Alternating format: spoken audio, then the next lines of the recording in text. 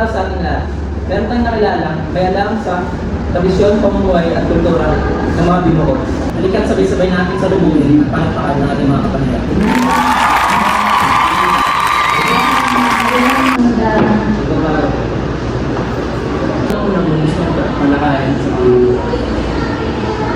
Ang gusto kong talakayin sa mga Binuko ay ang kanilang tradisyon. Tradisyon? Ano po rin sa tradisyon ng mga Binuko? Ang kaunti kaalaman ko sa tradisyon ng mga Binuko ay ang mga kanilang pagkanta ayon sa kanilang tradisyon. Dinadaan nila sa pagkanta at pagsayaw. Hindi kagaya ng usapan natin ngayon, kukwento ko sa iyo kung ano yung tradisyon namin, hindi siya gano'n. Dinadaan nila sa pagkanta, pagsayaw. Ngayon, ang aking kaunti kaalaman ay ang mga babaeng Binuko ay hindi pinapalabas. Alam mo ba rin? Hindi sila pinapalabas, hindi sila nakakaapak sa lupa, kagaya ng ginagawa ko. At ikaw bilang lalaki, hindi mo sila pwedeng makita. Kaya sobrang hirap din maging Binuko kasi wala kang ibang alam gawin. Nasa loob ka lang ng bahay, wala pinapagsuklay ng buhok nila, alam mo ba sa tradisyon nila, iba nga nagsusuklay sa kanila. Meron silang mga kung tawagin na lang natin, alipo. Meron silang taga-suklay, hindi sila nga makalabas. Kaya nung panahon daw ng giyera, maraming mga Binuko ang nandito at mamatay. Para pag niligawan sa Binuko, parang niligawan. Pag niligawan ng Binuko, maaaring mo pangilala sa kanilang mga magulang. At ang kanilang magulang ang mamili kung sino ang nararapat sa kanila. Hindi pwede yung Binuko ang mamili kung sino yung dapat niyang mahalin. Napapakasalan ba sa Binuko? Mayroong mga ate? Meron. Nung panahon daw nila, syempre mahal pa ang sama ng bigas noon at ang isang buong baboy.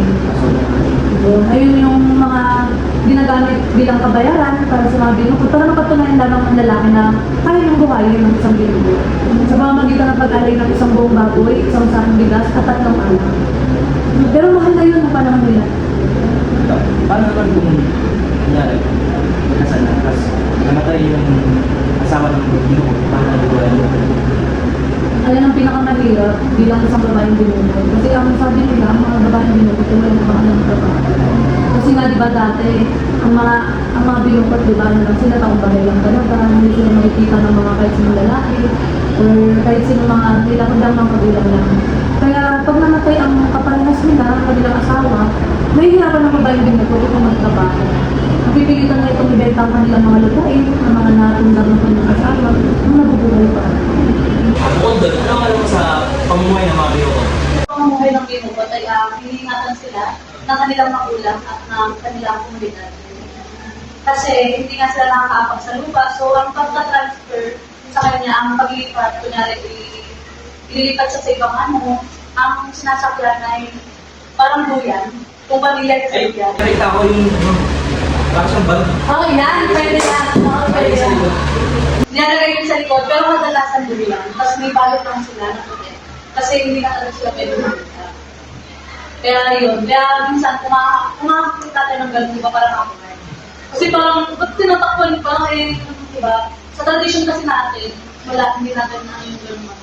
Pero sa kanila, yun, talagang ano nila na, pag may kabayan Binuko, ibig sabihin lang daw ng pagkabayan Binuko na maganda, puti, yun. Kaso walang mga picture eh, ng mga Binuko na ano, ng mga bata pa sila, parang matunayan. Ano daw, yung kultura nila, pinapasa-pasa, balik sa pagkakas. Ang kultura na yan, pinapasa-pasa yan, di ba? Kunyari may matandang Binuko na ipapasa na sa kanya. Ang gagawin doon, kinakanta niya yun, lahat ng mga lumipas na mga unang Binuko, dinadaan niya yun sa pagkanta. Alam mo ba na may babaeng Binuko na interview niya, ano, Karagabi? Ay, hindi ko eh. Pag yun napanood mo, ang ganda niya, ang ganda ni nanay, kahit matanda na siya, halatang ang ganda niya. Ang gusto ko namang pag-usapan natin ngayon ay ang kanilang pamumuhay. Gusto ko malaman kung anong pamumuhay na meron sila. Siyempre, kaya na-share yan sa Ayan, ang pamumuhay ng mga Binuko kasi syempre di ba taong bahay na lang sila. Wala silang ibang alam gawin. Wala. Kahit magwalis sa labas, hindi nila yung naranasan. Makapamanang ng kalsada, hindi nila danasin. Ang pamumuhay nila, alam ba, yung ano, pag-habi. Yun, pag-habi. Yun yung kadalasan ginagawa ng mga bahay Binuko kasi hindi na sila nakapag-aaral. paano yun wala silang exercise, mahina sila. Nahina sila kasi hindi nga sila nakakalabas. Kaya yung paghahabi, parang yun yung ibang halong din nila, para malibang kasi isipin mo, nasa loob ko ng bahay, ikaw na magsabi. Kaya yun, kaya yung paghahabi, yun yung naging parang libangan nila. Pero naging talagang nila yan, mabuhay. Pinagkakakitaan nila yan, pero yun nga lang, nakakaawa kasi hindi nila nag-tuwing. Ayun yung mga gusto kong nagkwento, kaya maraming salamat sa nila ko pinahayagan mo mga dalawa dito. Maraming salamat sa iyo pagdalo. Maraming salamat. Magandang araw sa ating lahat. Alam mo po akong nakilala isang may alam sa isang dito. Halika't sabay-sabay natin ng salubungin at palakpakan si Mr. B.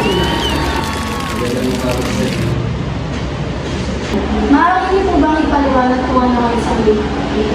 Ang pagkaalala ko sa binukod ay sila yung pinakamaganda na babae sa pamilya na anak.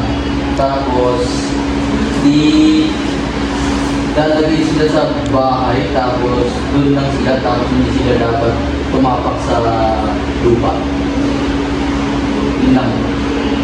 So hindi sila pwedeng lumabas? Hindi pwede naman sila lumabas, pero dinadala sila. Pero bawal lang sila tumapak sa lupa. Saan sila nakatira sa pamilya? Binubukod sila ng bahay para sa kanila lang. Tapos, doon lang sila. Paano sila nag-aasawa? Pinipili ng magulang nila kung sino yung asawahin nila. Paano pinipili ang isang dito?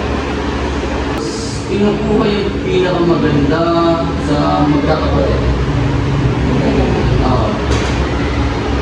Tatlong taon pa nga lang sila, pinipili na kung sino binubukod. Ay, babata pa ba nila? Ano ang naramdaman ng isang taong pinili? Sa tingin ko malulungkot sila kasi sa bahay lang sila, wala silang ginagawa. Parang wala silang palayaan. Hindi sila nakakapagkakaroon dito. Mga pag-aaral. Oo, hindi. Kasi kapag tatlong taon na sila, pinipili na sila yung bukod, di ba? Tapos, gagawin sila ng bahay, tapos doon lang sila. Hanggang paglaki nila. Ano ang mga dapat taglay ng isang dito? Ang dapat nilang taglayin ay dapat sila yung pinakamaganda sa pamilya nila. Tapos maputi. Tapos mahaba ang buhok. Tapos may kaya din dapat yung pamilya. Alam mo ba na bawal gupitin ang buhok nila? Hindi kapag mainit, hindi sila nagpapagupit. Oo, kasi parte ng kultura nila. Inalagaan nila yung buhok nila. Alam mo ba na bawal sila magpagupit ng buhok nila? Kasi parte ng kultura nila eh. Para silang prinsesa sa bahay nila eh. Alagang-alaga sila ng kanilang pamilya at sa kanilang pamilya. Naapektuhan ba ang binuo sa tagal ng panahon at sa makabawang teknolohiya? Sa tingin ko, ang palagay ng binukod sa panahon natin ay hindi na siya mabubuhay kasi masyado nang marami ang nakadepende sa teknolohiya, tapos masyado rin marami ang kailangan na lumabas sila. Kaya kapag nangyayari pa rin yun, hindi siya mabubuhay kasi wala silang hanap buhay. Kasi always lang sila nasa bahay, wala silang ginagawa, tinutulungan sila ng pamilya niya, kaya komunidad niya. Sa tingin mo ba ay yung balik sa kanila ang teknolohiya? Sa tingin ko malaking bagay ang teknolohiya sa lahat ng tao ngayon eh. Kasi kailangan yun ng lahat ng tao para sa paghahanap nila ng buhay. Sa mga trabaho nila. Sa tingin mo, mahal pa rin dito? Sa tingin ko wala na kasi maraming binukot yung mga binukot dati ay nasa way doon ng gera. Kaya sa tingin ko nagpatakot na yung mga magulang na yun kapag binukot sila tapos wala silang alam sa buhay nila. Kaya wala ng buhay kasi wala silang alam. Tsaka alam mo na din ba na yung mga pamilya ng binukot ay yung mga anak nila ay hindi na binukot kasi nag-aaral na sila ngayon. Kaya na silang naglalaro tapos nakipag-halubilo sa mga bata. May kalayaan na sila. Maraming salamat sa iyong mga payag, Mr. Angel. Maraming salamat din po sa pag-imbita sa akin at sa araw nito.